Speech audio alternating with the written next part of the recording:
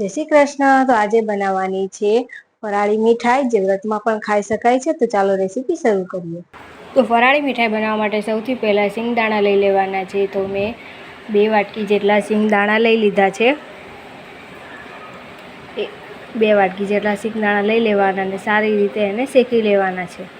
જ્યાં સુધી એના ફોતરા ન નીકળે એટલું જ આપણે એને ગરમ કરવાનું છે। તો ગરમ થઈ ગયા છે, જો ફોતરું પણ નીકળી જાય છે તો એકદમ બરોબર છે।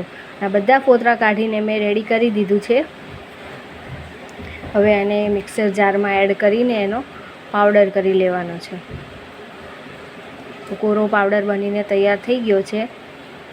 હવે એને એક મિક્સિંગ બાઉલમાં લઈ લેશું।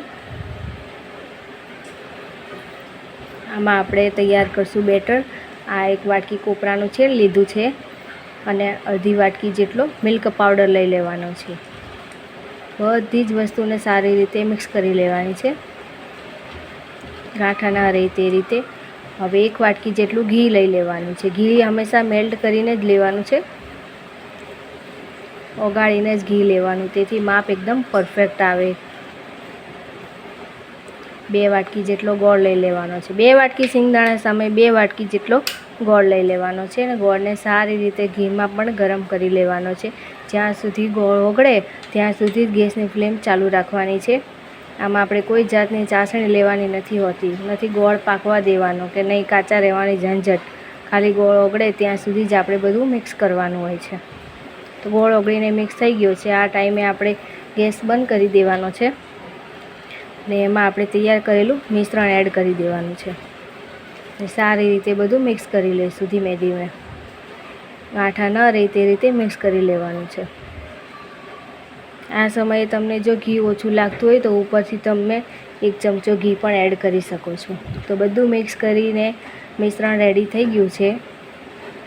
હજી થોડું આને હલાવશું એટલે એક સરખું થઈ જાય અને નીચે ચોંટતું પણ નથી, તમે જોઈ શકો છો। હવે આને એક પ્લેટમાં કાઢી લીધું છે અને વાટકીમાં ઉપર ઘી લગાવી લીધું છે। એનાથી આપણે પ્રેસ કરી દઈશું એટલે એક સરખી મીઠાઈ બનીને રેડી થાય। આવી રીતે ઉપરથી, અને હવે ઉપરથી થોડા આપણે કાજુ બદામની સ્લાઈસ એડ કરી દેવાની છે। એને પણ આપણે પ્રેસ કરશું એટલે એકદમ બરોબર બધું ચોંટી જાય અંદર।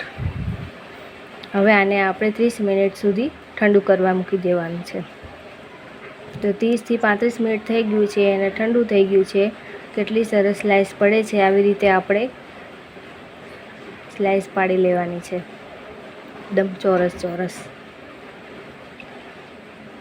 હવે કાઢીને બતાવું, તમે જોઈ શકો છો કેટલી સરસ અને ઓછા સમયમાં મીઠાઈ બનીને રેડી થઈ ગઈ છે। મીઠાઈને આપણે પ્લેટમાં કાઢી લઈશું। તમને બતાવું કેટલા સરસ ચોરસ ચોરસ પડી ગયા છે। આ મીઠાઈ બનીને રેડી થઈ ગઈ છે। અમારો વિડીયો ગમ્યો હોય તો લાઇક, શેર અને સબસ્ક્રાઈબ જરૂર કરી દેજો।